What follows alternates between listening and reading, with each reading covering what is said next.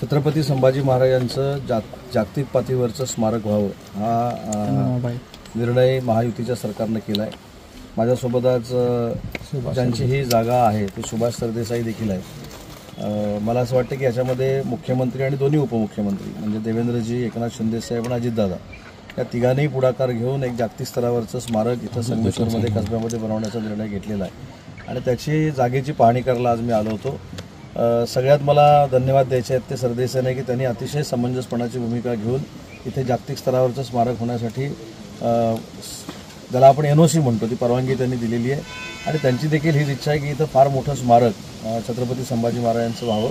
त्या दृष्टिकोनातून आज आमचे जिल्हाधिकारी देखील उपस्थित आहेत, आमचे सार्वजनिक बांधकाम विभागाचे सगळे अधिकारी उपस्थित आहेत आणि लवकरात लवकर हे स्मारक होण्याच्या दृष्टीनं आम्ही पावलं टाकतोय। 29 तारखेला छत्रपती संभाजी महाराजांचा बलिदान दिवस आहे, तर तो देखील त्यांना अभिवादन करायला कदाचित या ठिकाणी राज्याचे उपमुख्यमंत्री एकनाथ शिंदे साहेब देखील येणार आहेत। त्याच्यामुळे तिन्ही नेत्यांनी कुठच्याही परिस्थितीमध्ये छत्रपती संभाजी महाराजांचं स्मारक लवकरात लवकर पूर्ण करण्याचा निश्चय केलेला आहे आणि त्याच पार्श्वभूमीवर जिल्ह्याचा पालकमंत्री म्हणून आज या परिसराला मी भेट द्यायला आलो होतो। साधारणतः स्मारक कशा पद्धतीचं असेल आणि साधारणतः खर्च काय एकतर खर्च किती झाला तरी शासन करायला तयार आहे, महायुतीचं सरकार करायला तयार आहे, ही भूमिका सरकारची आहे। फक्त ते जागतिक स्तरावरचं असलं पाहिजे, कारण छत्रपती संभाजी महाराजांचा इतिहास पुढच्या पिढीला कायमस्वरूपी कळला पाहिजे आणि छत्रपती संभाजी महाराजांचं आपल्या प्रति जे बलिदान होतं ते देखील नुसत्या देशाला नाही किंवा महाराष्ट्राला नाही तर जगाला कळलं पाहिजे।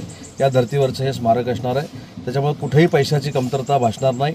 जी फक्त एक शंका होती की सरदेसाईंची जागा कशा पद्धतीनं घ्यायची त्याच्यावर देखील आज शिक्कामोर्तब झालेला आहे आणि लवकरात लवकर त्याचा आराखडा बनवून त्याला पैसे मंजूर करून या स्मारकाला आम्ही लवकरात लवकर सुरुवात करणार आहोत। वेळेचं काही म्हणजे टाइम बाउंड असणार आहे का स्मारक उभारताना असं टार्गेट?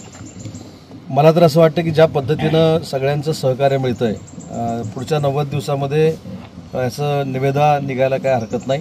त्याच्यासाठी जागतिक स्तरावरचे आर्किटेक्ट देखील नेमण्याचा निर्णय शासनाने घेतलेला आहे। त्या 7-8 दिवसामध्ये बाकीच्या जर फॉर्मॅलिटी पूर्ण झाल्या जमिनीच्या तर अतिशय चांगल्या पद्धतीचं स्मारक बांधण्यासाठी 15-20 दिवसातच प्रक्रियेला सुरुवात